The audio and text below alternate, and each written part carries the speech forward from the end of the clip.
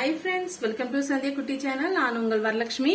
இன்னைக்கு நம்ம சேனல் மூலியமா ஒரு சூப்பரான இடியாப்பம் ரெசிபி தாங்க நம்ம பார்க்க போறோம். ரொம்ப சாஃப்டான முறையில் எப்படி செய்யுதுன்ட்டு நம்ம பார்க்கலாம். நான் வீட்டில் இருக்கிற ஏதாவது ஒரு கப் ஒன்று எடுத்துக்கோங்க, கிளாஸ் எடுத்துக்கோங்க.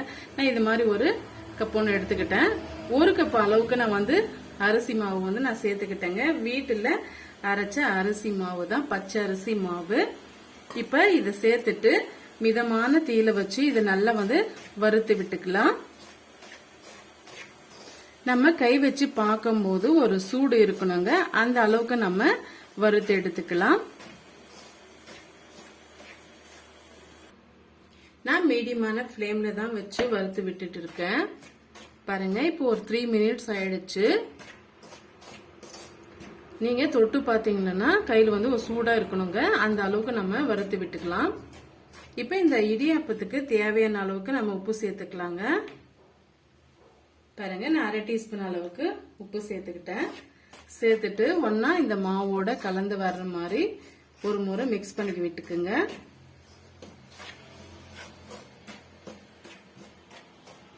பாருங்க, இந்த அளவுக்கு நம்ம மிக்ஸ் பண்ணி விட்டுக்கிட்டோம். இப்ப நீங்க எந்த கப்பால அரிசி மாவு அளந்து எடுத்துக்கிட்டீங்களோ அதே கப்பால 1/2 கப் அளவுக்கு நம்ம தண்ணி சேர்த்துக்கலாங்க. நல்லா கொதிக்கிற தண்ணியா பார்த்து சேர்த்துக்குங்க. பச்சை தண்ணி சேர்க்க கூடாது.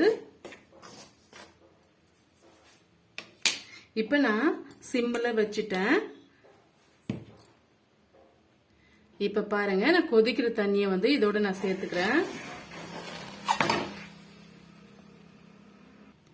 1 கப் அளவுக்கு நம்ம சுடு தண்ணி சேர்த்துக்கிட்டோம். இன்னும் 1/2 கப் அளவுக்கு தண்ணி சேர்த்துக்கலாங்க.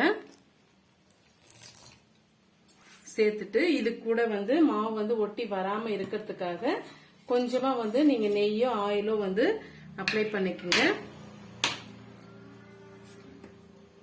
நான் கொஞ்சமா 1 டீஸ்பூன் அளவுக்கு நான் ஆயில் அப்ளை பண்ணிக்கிறேன். பாருங்க, இந்த அளவுக்கு அப்ளை பண்ணிட்டு இப்ப நம்ம நல்லா கிண்டி விட்டுக்கலாம்.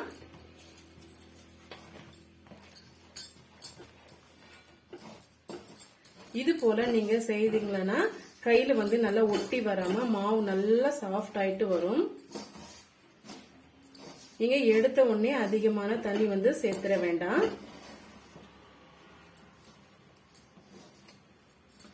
பாருங்க, இந்த ஸ்டேஜ்ல நான் ஸ்டவ் ஆஃப் பண்ணிக்கிறேங்க.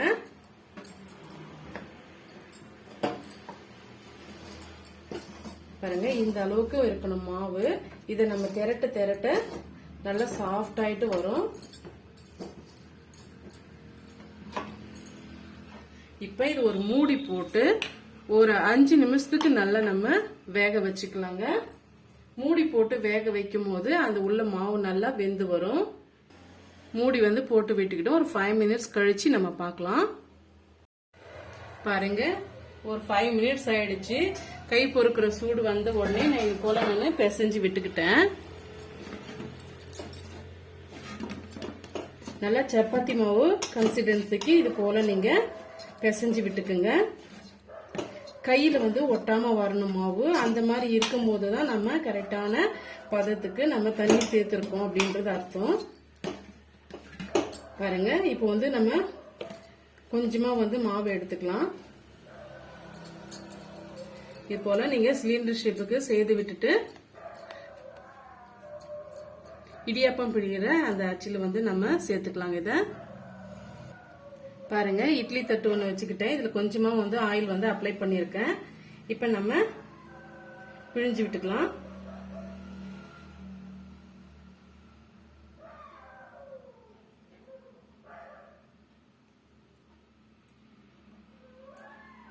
உங்களுக்கு எந்த அளவுக்கு ஷேப் வேணுமோ அந்த அளவுக்கு நீங்க பிழிஞ்சு விட்டுக்குங்க.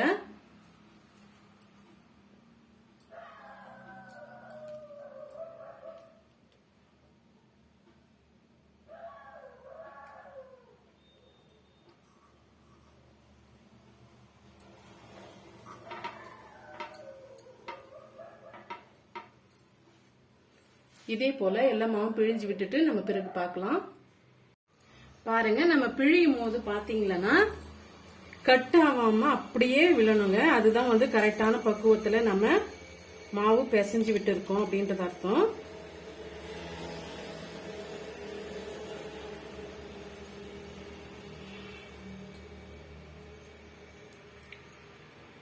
நம்மளா வந்து எடுத்து கட் பண்ண வரைக்கும் அதுவா வந்து கட் ஆகாதுங்க.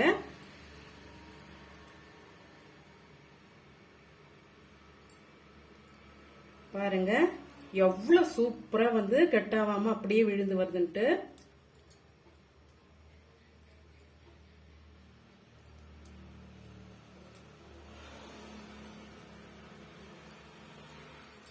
பாருங்க நம்ம சூப்பரா ரெடி பண்ணிட்டோம். இப்ப வந்து இட்லி குக்கரை வச்சு அதுல வந்து நம்ம வச்சு வேக விட்டுக்கலாம். பாருங்க பார்க்கும் போதே தெரியும் உங்களுக்கு எவ்வளவு சாஃப்டா இருக்குன்னு சொல்லிட்டு. இதை இன்னுமே நம்ம வேக வச்சு எடுத்தோம்னா ரொம்பவே சாஃப்டான இடியாப்பம் நமக்கு கிடைக்கும். இப்ப எப்படி வேக வைக்கிறதுன்னு பார்க்கலாம். பாருங்க இட்லி பாத்திரம் வந்து நான் வச்சுக்கிட்டேன். தண்ணி நல்லா வந்து கொதிச்சு வரட்டும். நம்ம இட்லி வேக வைக்கிறோம் இல்லையா, அந்த மாதிரி வந்து நீங்க தண்ணியை வந்து சேர்த்துக்குங்க. அது நல்லா வந்து கொஞ்சம் சூடாயிட்டு வரட்டும். அதுக்கு பின்னாடி நம்ம பிழிஞ்சு வச்சிருக்க இடியப்ப மாவு வந்து சேர்த்துடலாம். பாருங்க தண்ணி நல்லா கொதிச்சு வருது. இந்த ஸ்டேஜ்ல நம்ம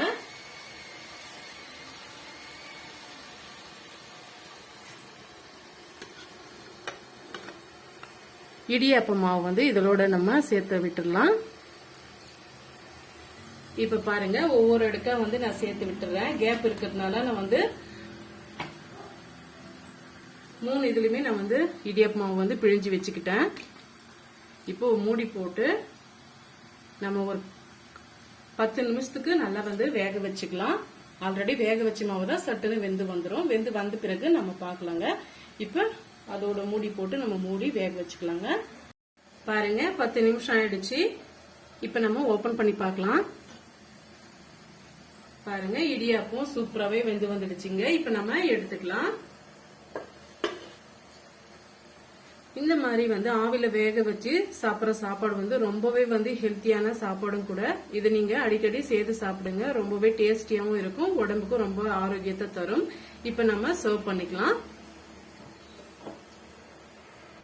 இப்ப பாருங்க மேல் பக்கம் இருக்கிறது நல்லாவே வந்துடுச்சு. இப்ப நம்ம செகண்டா இருக்கிற இடியாப்பம் பாருங்க சூப்பராவே வந்திருக்கு. இப்ப இது ஆறின பிறகு நம்ம ஒரு பிளேட்டுக்கு மாத்திக்கலாம். பாருங்க ரொம்பவே சாஃப்டான இடியாப்பம் வந்து நம்ம செய்து முடிச்சிட்டோம். இது கூட பாத்தீங்கன்னா நான் வந்து பருப்பு சாம்பார் தாங்க எடுத்துக்கிறேன். எங்க வீட்டுக்காருக்கு ரொம்பவே பிடிக்கும். உங்களுக்கு எந்த வகையான தேங்காய் பால் எடுத்துக்குங்க. அப்படி இல்லைன்னா சிக்கன் குழம்பு, மட்டன் குழம்பு இந்த மாதிரி வந்து எடுத்துக்கிட்டீங்கன்னா ரொம்பவே டேஸ்டியா இருக்கும். இந்த இடியாப்பம் ரெசிபி வந்து உங்களுக்கு பிடிக்கும்னு நினைக்கிறேன். பிடிச்சிருந்தா மறக்காம சந்தியா குட்டி சேனலுக்கு சப்ஸ்கிரைப் பண்ணுங்க, லைக் பண்ணுங்க, ஃப்ரெண்ட்ஸ் அண்ட் ஃபேமிலியோட ஷேர் பண்ணுங்க. தேங்க்யூ ஃபார் வாட்சிங். Thank you my friends.